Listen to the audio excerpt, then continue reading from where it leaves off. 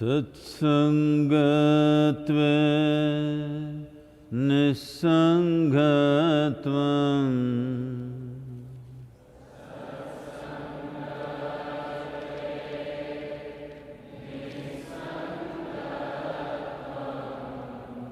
निस्संगत्वे निर्मोहत्वम्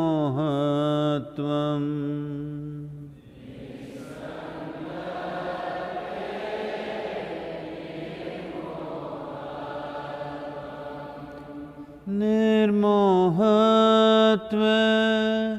निश्चलतत्वम्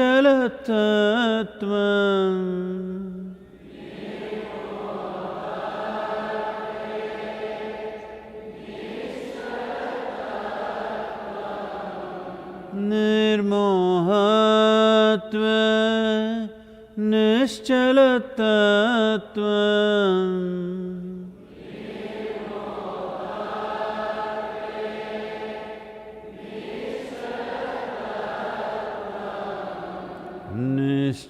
निश्चलतत्वे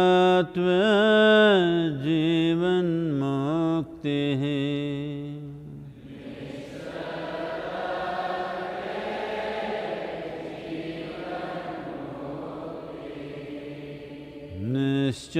निश्चलतत्वे जीवन मुक्तिः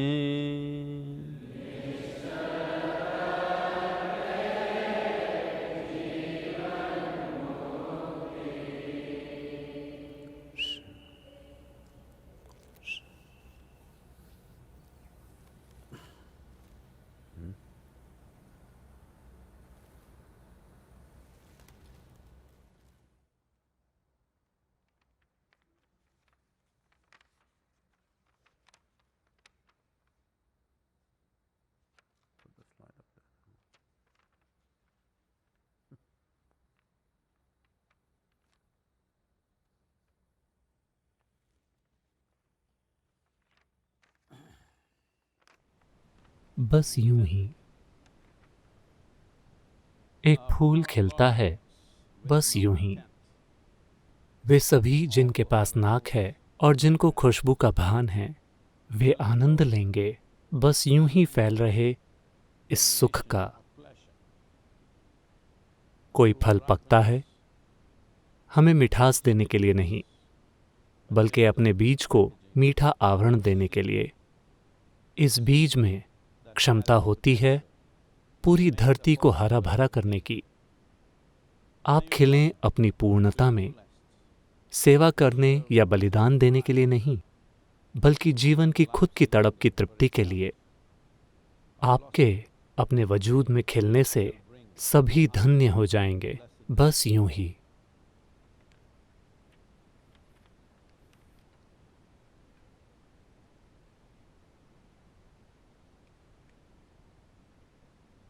Netflix serial को जारी रखते हुए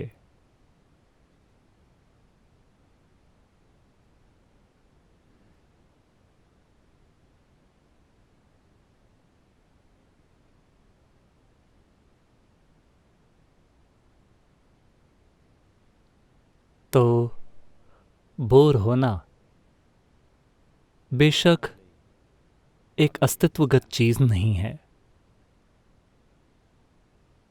बोर होना एक मनोवैज्ञानिक चीज है। ये इस पर निर्भर करता है कि आप यहां क्या कर रहे हैं। अगर आपके सिर में खराब चीजें चल रही हैं तो आप बोर हो जाएंगे। अगर आप यहां बैठकर शानदार चीजों के बारे में सोचते हैं तो आप उत्साह से भर जाएंगे। तो बोर होना एक मनोवैज्ञानिक प्रक्रिया है। हमने कई कई तरीकों से ये कहा है कि ये आपका नाटक है।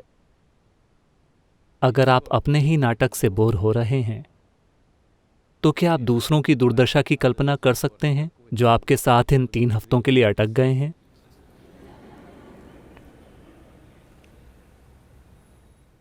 पहले कई तरह की ध्यान भटाने की चीजें मौजूद थीं। ये चीजें, हमने इसे काम कहा, हमने इसे शॉपिंग कहा, हमने इसे दूसरी सामाजिक जिम्मेदारियां कहा। अब लोग आपके नाटक के साथ अटक गए हैं।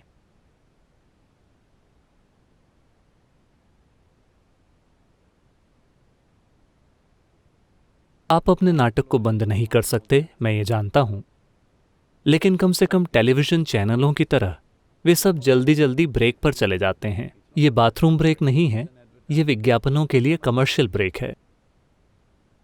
लेकिन वे हर कुछ मिनट पर ब्रेक ले रहे हैं। अपने नाटक के लिए भी बस वही कीजिए। हर कुछ मिनटों में इसे बंद कर दीजिए। हर 10 मिनट पर 2 मिनट का ब्रेक लीजिए अपने नाटक से। अरे, आप खुद के साथ कुछ बहुत शानदार करेंगे, लेकिन कैसे कैसे कैसे? बस नाटक करना बंद कर दीजिए। अगर मैं आपसे कोई नाटक करने को कहूं तो आप पूछ सकते हैं कि कैसे। अगर मैं कहूं कि कुछ मत कीजिए, अगर आप पूछते हैं कि कैसे, तो हम क्या करें? लेकिन कैसे कुछ न करें? देखिए,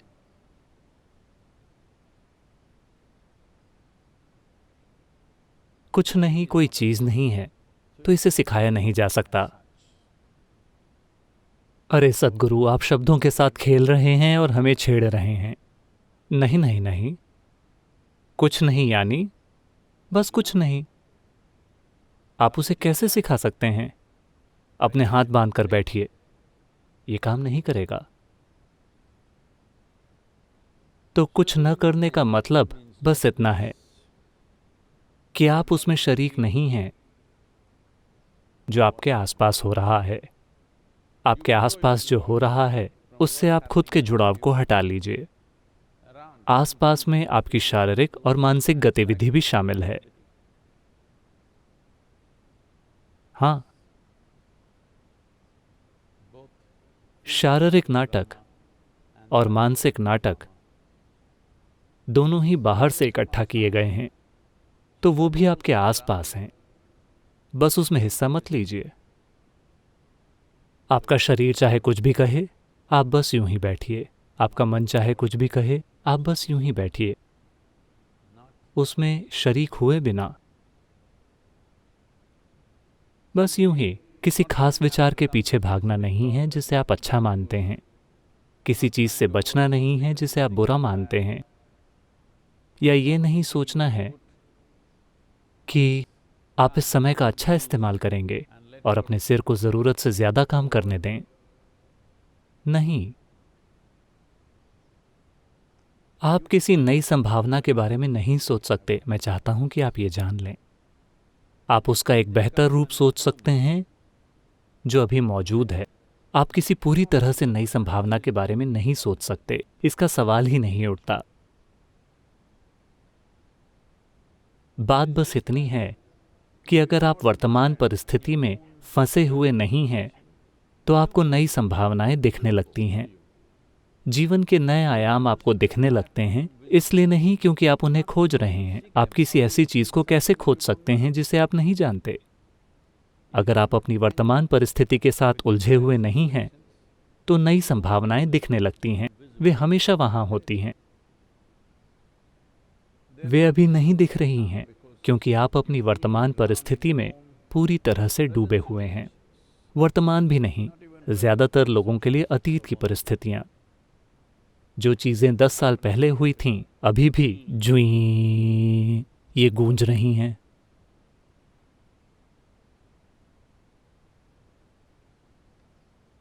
वैसे आप ये सारी अजीबोगरीब चीजें कर सकते थे अगर आपके पास 10 लाख साल का जीवन होता।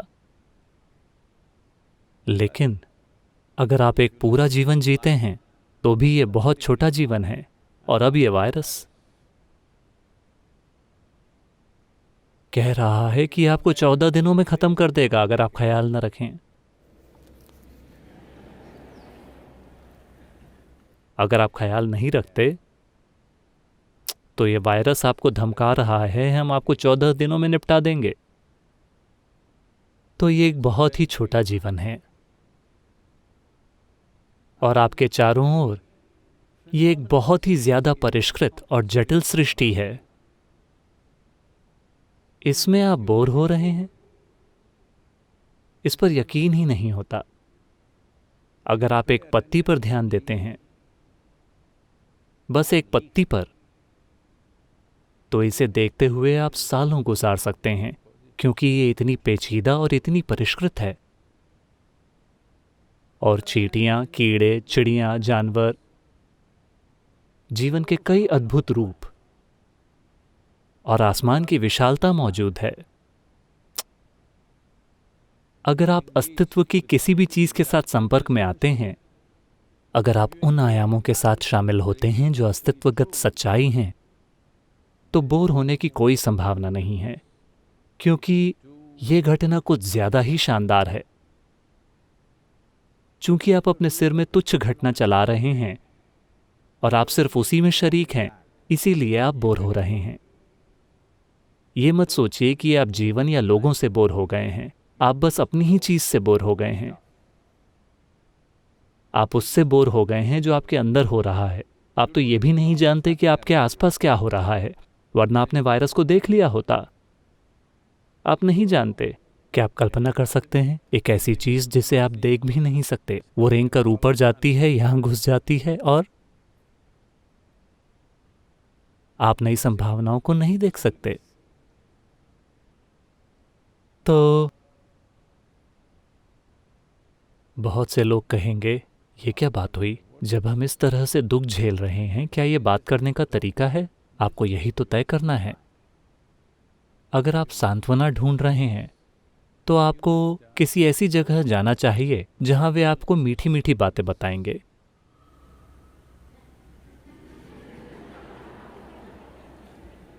वे आपको बुला रहे हैं। वे आपको प्यारी बातें बताएंगे। कोई फर्क नहीं पड़ता वो बातें खोखली हैं, उनमें हकीकत का कोई तत्व नहीं है, लेकिन वो आपको प्यारी बातें बताएंगे ताकि आज आप अच्छी तरह से सो सकें। लेकिन कल फिर से आपके सामने एक नया सवाल और एक नई समस्या होगी।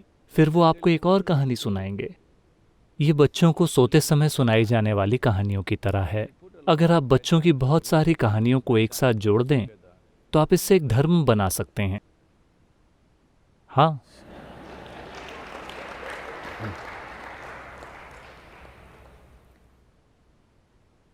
तो आप एक समाधान चाहते हैं। अगर आप एक समाधान चाहते हैं, तो पहली और सबसे महत्वपूर्ण बात यह समझना है कि समस्या किस तरह की है और वो कहाँ पर है। अगर आप किसी डॉक्टर के पास जाते हैं, तो वो आपको यहाँ छुएगा, यहाँ छुएगा, यहाँ दबाएगा, यहाँ दबाएगा। वो क्या करने की कोशिश कर रहा है? वो ये पता लगाने की कोशिश कर रहा है कि आखिर समस्या कहाँ है। ऐसा हुआ। एक युवती डॉक्टर के पास गई और उसने कहा, डॉक्टर, मेरे पूरे शरीर में दर्द हो रहा है, बहुत ज़्यादा दर्द। मैं जहाँ भी छूती हूँ वहाँ दर्द होता है। डॉक्टर ने कहा, सचमुच? बताओ मुझे, कहाँ दर्द हो रहा है? उसने यहाँ पर छुआ। आह! उसने यहाँ पर छुआ। ओह ओह। डॉक्टर ने इसे देखा और उन्होंने कहा, यहाँ आओ। और फिर उन्होंने उसकी उंगली पर प्लास्टर लगाकर उसे घर भेज दिया।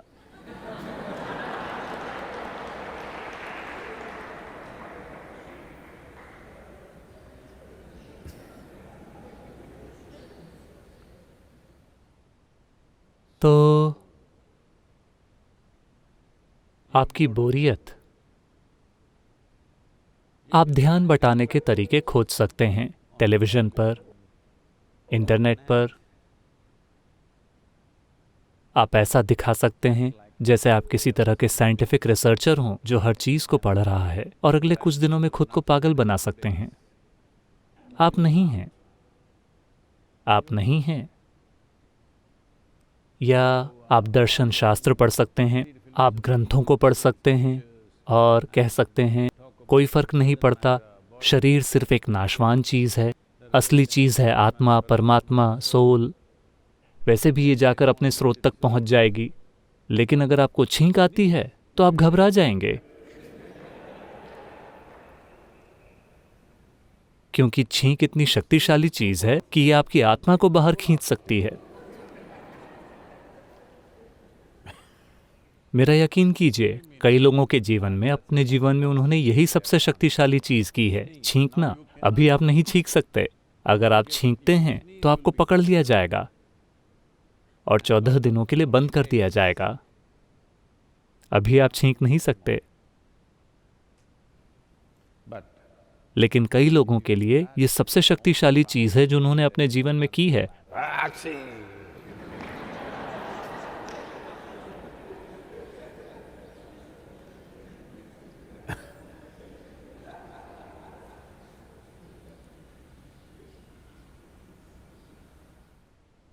तो बोरियत,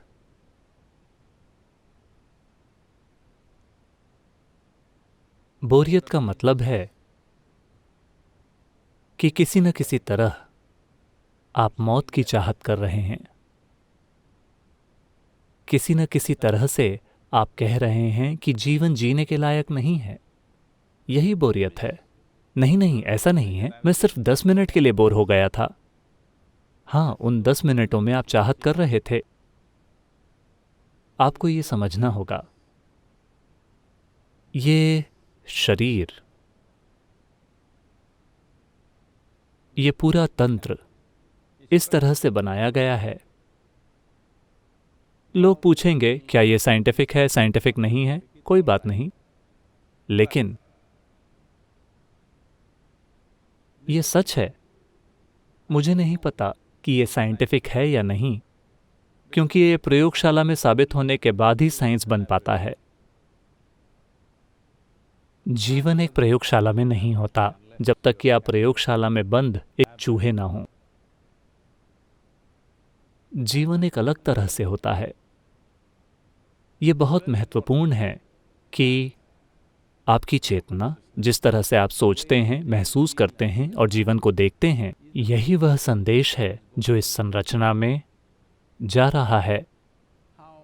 ये कितना मजबूत, कितना एकीकृत, कितना संवेदनशील और कितनी संभावना वाला है, ये इस पर निर्भर करता है कि पल दर पल किस तरह का संदेश इसमें जा रहा है।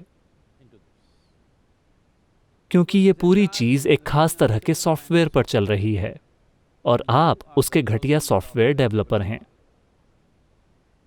क्योंकि दिन में आप 5 बार बोर हो गए, हर बार 10-10 मिनट के लिए। उन 10 मिनटों में आपने कहा यह जीवन जीने लायक नहीं है। यह संदेश चला गया हर जगह। और जो जीवन आप हैं, भौतिक जीवन जो आप हैं, वो कंफ्यूज हो रहा है। और उनमें से कोई एक शायद वायरस को बुलावा भेज दे। ये जाना चाहता है तो मदद क्यों नहीं करते? या कुछ उससे भी ज्यादा बुरा, बहुत सारे लोग लगातार इसे पैदा कर रहे हैं।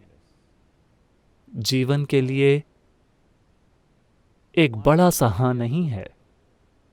यह तब होता था जब हम 90 दिनों का होलनेस कार्यक्रम कर रहे थे। ये लोगों का पहला समूह है जो 1994 में यहाँ आश्रम आए हैं। हमारे पास सिर्फ नारियल के पत्तों से बनी एक छत है जो मानसून की हवाओं में उड़ जाने की धमकी दे रही है। उन्हें नहीं पता कि मैं कौन हूं। वे बस इतना जानते हैं कि वे यहां बिना ये जाने आए हैं कि वे यहां क्यों हैं। उन्होंने अपना मन नहीं बनाया, वे बस यहां खींचे चले आए। तो वे आकर बैठ गए।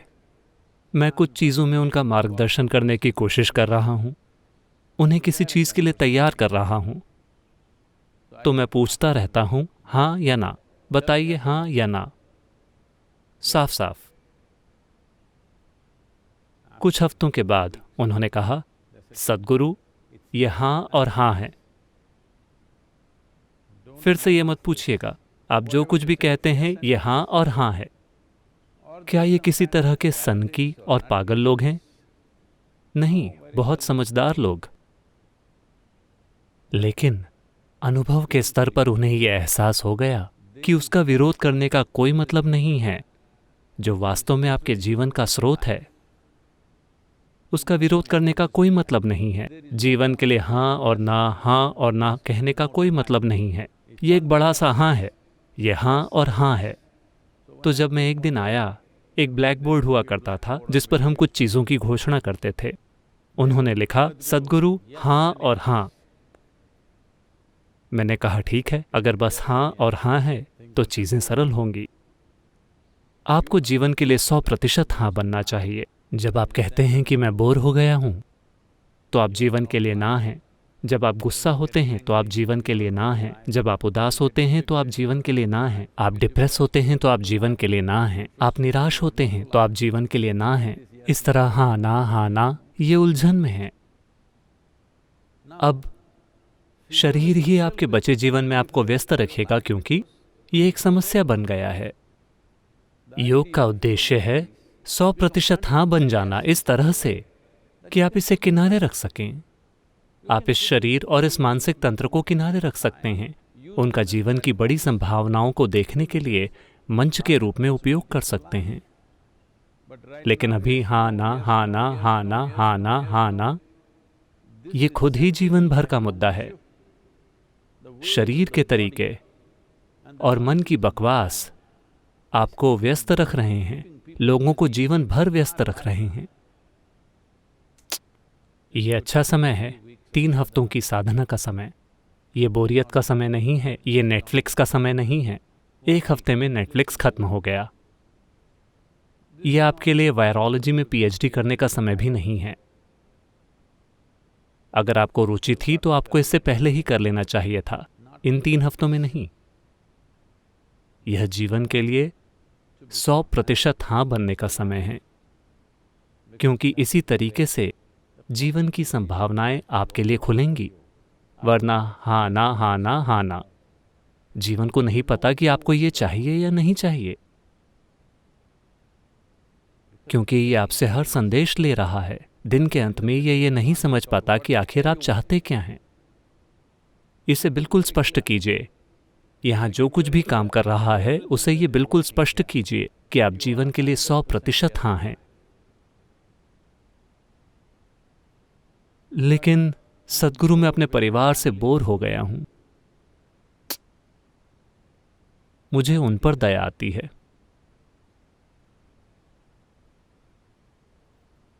वे शिकायत नहीं कर रहे हैं, लेकिन वे जरूर दुखी होंगे।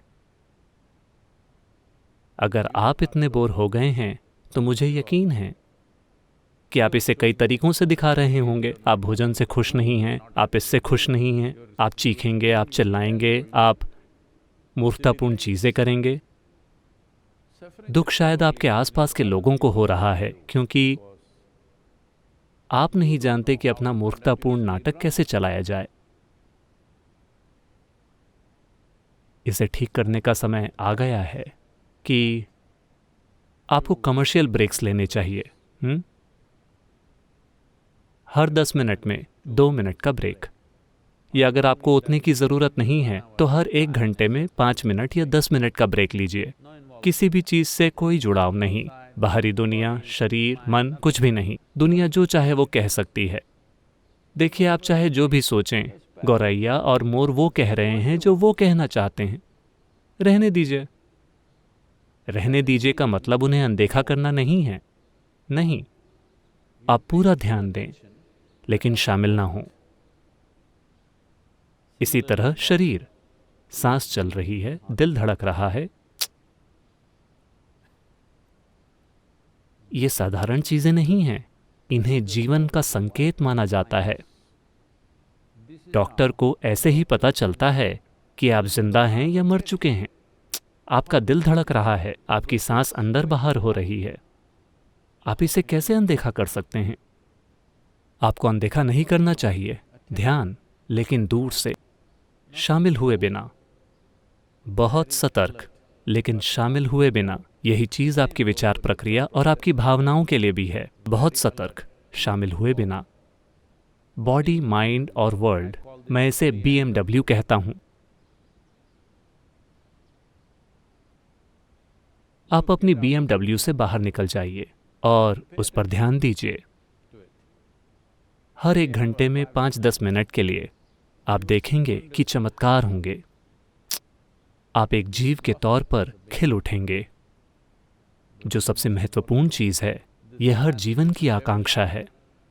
इस धरती पर हर जीवन बस एक पूरी तरह से विकसित जीवन बनने की आकांक्षा रखता है। इंसानों के साथ समस्या ये है कि हम जानते हैं कि एक पूरी तरह विकसित नारियल का पेड़ क्या होता है, एक पूरी तरह विकसित आम का पेड़ क्या होता है। हम ये भी जानते हैं कि पूरी तरह विकसित मोर क्या होता है, लेकिन हम ये नहीं जानते कि एक पूरी तरह विकसित इंसान क्या होता है। पता लगाने का समय आ गया है। वायरस ने आपको समय दिया है।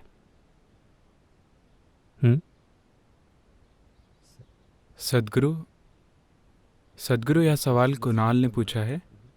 नमस्कारम सद्गुरु। मैंने उस क्रिया का अभ्यास शुरू कर दिया है जो आपने हमें उस दिन सिखाई थी।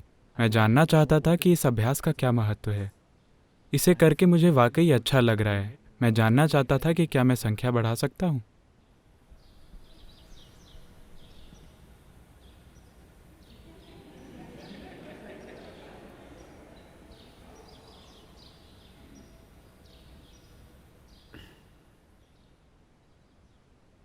तो अगर आप इसे बढ़ाकर 60 कर देते हैं तो आप पागल हो सकते हैं।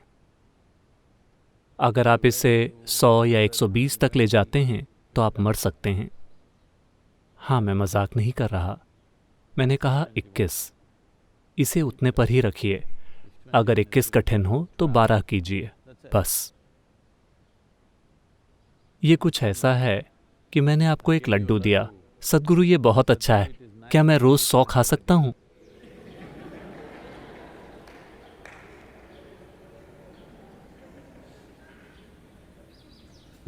आप इसके साथ ऐसी छेड़छाड़ मत कीजिए। जब हम एक अभ्यास का निर्माण या संरचना करते हैं, आपको ये समझना होगा कि पतंजलि के योग सूत्र ने कभी कोई अभ्यास नहीं बताया। केवल इसके मूल सिद्धांत हैं, इसका विज्ञान है, लेकिन इसकी तकनीक नहीं है। तकनीक का निर्माण करना होता है। तो बहुत उचित तरीके से उन्होंने इसे एक सूत्र कहा। सूत्र का मतलब है एक धागा। एक धागा मौजूद है। इस धागे से आप एक माला बना सकते हैं, कई तरह के फूलों वाली। कुछ लोग रंग बिरंगे फूलों की माला पहनेंगे, कुछ लोग कम तड़क भड़क वाला कुछ पहनेंगे। या आप उसमें मनके पिरो सकते हैं, आप उसमें मोती पिरो सकते हैं, आप उसमें हीरे पिरो सकते हैं। अगर आपके हाथ में एक धागा है तो आप उसमें क्या पिरोएंगे? जो कुछ भी आपके पास है, आप बस वही पिरो सकते हैं। तो पतंजलि ने इसे ऐसे ही छोड़ दिया। यह सबसे ऊंचे स्तर की बुद्धिमत्ता है। उन्होंने सिर्फ धागा दिया और कहा, हर गुरु इसमें वो पिरोएगा जो उनके पास है। तो अभ्यास की संरचना की गई है। और हमेशा जब आप एक अभ्यास की संरचना करते हैं तो यह सिर्फ एक शारीरिक प्रक्रिया नहीं होती, आपको इसमें प्राण फूंकने होंगे। तो एक खास तरह का अभ्यास जिसमें कुछ खास संख्याओं में कुछ होता है। अब ये एक पैकेज है जो जीवित है, ये एक जीवित चीज है। ये केवल यहां हवा में जीवित नहीं है। अगर आप इसे अपने भीतर ले लें तो ये आपके भीतर जीने लगेगा, क्योंकि ये वायरस की तरह है। वायरस को आपकी जरूरत है। यह सिर्फ खुद से नहीं जी सकता। इसे आपकी कोशिकाओं की जरूरत है ताकि यह वहां घुसकर फैलने लगे। यह अपने आप हवा में रहकर फैलता नहीं जा सकता। ठीक इसी तरह अभ्यास एक तरह की संरचना है। इसे आपकी जरूरत है ताकि यह आपके अंदर रह सके। अब आप कुछ और करते हैं। आप किसी प्रकार का दानव बनाने के लिए इसे तोड़ मरोड़ रहे हैं। ऐसी चीजें मत कीजिए। अगर आपको कुछ दिया जाता है, कोई किताब पढ़कर कुछ चीजों को मिला जुला सकता है, या किताब में जो लिखा है उन्होंने वो आपको सिखाया, वो अलग बात है। जब एक जीवित प्रक्रिया आपको दी जाती है तो बस उसी तरह से उस पर कायम रहें। अगर मैं आपको 8 पैरों वाली एक चींटी देता हूं, आप कहते हैं क्या मैं इसमें 12 पैर लगा सकता हूँ या क्या मैं इसके 4 पैर निकाल सकता हूँ? ये क्या बात हुई? ये एक जीवित चीज है, आप ऐसा नहीं कर सकते। उसी तरह से उसकी संरचना की गई है। तो 21 बार। अगर आपके लिए 21 बहुत ज्यादा हो रहा है और ये आपको थोड़ा ऐसा बना रहा है तो 12 कीजिए।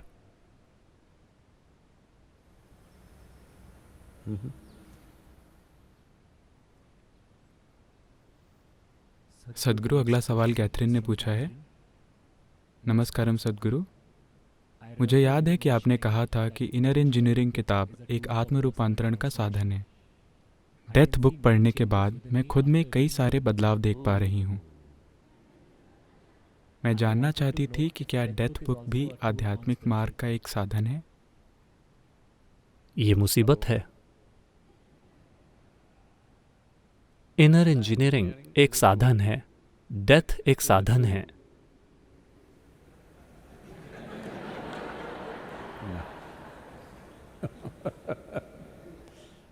डेथ एक साधन नहीं है, लेकिन डेथ बुक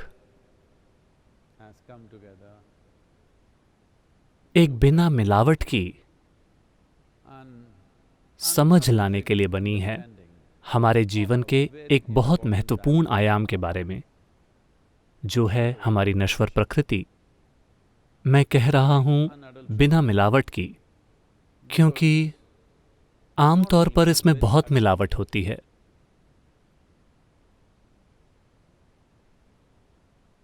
जब कोई मरता है तो आमतौर पर कहा जाता है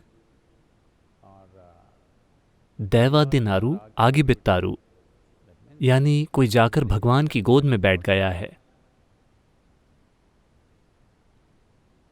ये मिलावट है।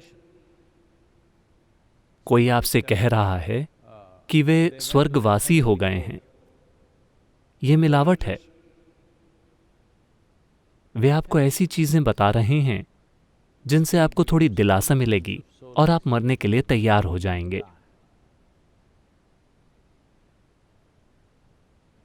आपको या तो जागरूकता के साथ मरना चाहिए, क्योंकि आपने मृत्यु को जीवन के एक हिस्से के रूप में पूरी तरह से स्वीकार कर लिया है, या आपको लड़ना चाहिए। आपको ये सोचकर उसका स्वागत नहीं करना चाहिए कि आप स्वर्ग जा रहे हैं। ये मिलावट है। तो डेथ बुक को इस तरह से बनाया गया है कि इसमें कोई मिलावट नहीं है। बस मृत्यु को उसके असली स्वरूप में देखना और उसके कई आयामों को भी। हाँ, हमने थोड़ी साज सजावट की है ताकि ये उन लोगों के लिए बहुत ज्यादा डरावनी न बन जाए जिनके पास एक विचारशील मन नहीं है। कई सारे लोगों के लिए हर विचार एक भावना के रूप में उछलने लगता है। हर विचार से भावना टपकती है। ऐसे लोगों के लिए जीवन के तथ्य बहुत तकलीफदेह होंगे। तो एक तरीका यह है कि पूरी प्रक्रिया में उनके साथ चला जाए, ताकि आखिरी पन्ने तक आते आते कुछ हद तक वो इसके बारे में थोड़े उदासीन हो जाएं। अगर आप सोचते हैं कि आप स्वर्ग जाने वाले हैं तो शायद आप मौत को लेकर उत्साहित बन जाएं, जो अच्छी बात नहीं है। उत्साह जीवन के लिए है, उदासीनता मौत को संभालने का यही तरीका है। अगर आप मौत के बारे में उत्साहित बन जाते हैं तो आप जल्दी चले जाएंगे। हाँ, आप जिस भी चीज को लेकर उत्साहित होते हैं, आपकी प्रवृत्ति उसी दिशा में जाने की होती है ना? तो ये बहुत महत्वपूर्ण है कि डेथ बुक को सही संदर्भ में पढ़ा जाए। ये इसे पढ़ने का एक शानदार समय है, क्योंकि ये एक ऐसी किताब है जिसे आपको अकेले बैठकर और दिन भर में जितना हो सके उतना पढ़ लेना चाहिए। अगर आप 30 दिनों के दौरान इसे हिस्सों में पढ़ते हैं तो शायद आप महसूस न कर पाएं कि ये क्या है। आप शायद इससे कुछ तथ्य और कुछ टिप्स उठा लें जो इसे पढ़ने का तरीका नहीं है। आपको इसे एक बार में जितना ज़्यादा हो सके उतना ज़्यादा पढ़ना चाहिए, ताकि ये जाकर आपके अंदर एक ढेर की तरह बैठ जाए, और फिर आप इसे धीरे धीरे पचाइए। फिर आप मृत्यु को जीवन के एक हिस्से के रूप में शामिल कर लेंगे, क्योंकि वैसे भी आप एक जीवित मृत्यु हैं। यही इसे पढ़ने का तरीका है। आपको कब लगातार 3 हफ्तों का समय मिलेगा कि आप बस बैठकर इसे पढ़ सकें। ये इसे करने का अच्छा समय है। इसे करने का बहुत अच्छा समय। नश्वरता हमारे चेहरे के सामने खड़ी है। दुर्भाग्य से अमेरिका जैसे देशों में, अमेरिका में 3000 से ज़्यादा मौतें हो चुकी हैं। इन्फेक्शंस मेरे ख्याल से 1.5 लाख तक पहुंच गए हैं। स्पेन भाग रहा है। इटली मेरे ख्याल से थोड़ा धीमा हो रहा है, लेकिन लोग मुझे बता रहे हैं कि शंघाई में फिर से इसका फैलाव हो रहा है। तो कई तरीकों से पूरी दुनिया की आबादी को उनकी नश्वर प्रकृति की याद एक शक्तिशाली तरीके से दिलाई जा रही है। इस किताब को पढ़ने का ये एक अच्छा समय है। Death book, the inside story, सिर्फ उनके लिए जो मरेंगे। सीमित मार्केट, मार्केट बहुत सीमित है, सिर्फ उनके लिए जो मरेंगे। हमने सोचा नहीं था, लेकिन इस समय पर रिलीज करने के लिए यह सबसे उचित किताब है।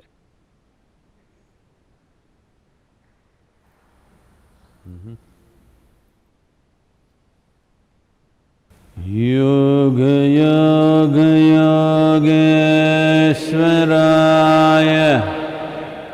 भूत भूत भूतेश्वराय काल काल कालेश्वराय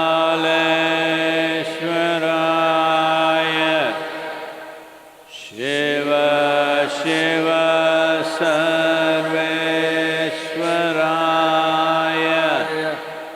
शंभो शंभो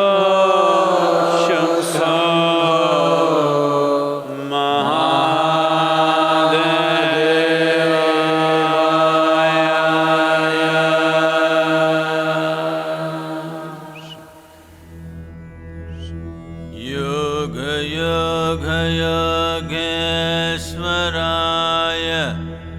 भूत भूत भूतेश्वराय काल काल कालेश्वराय शिव शिव सर्वेश्वराय शंभो शंभो महादेवाय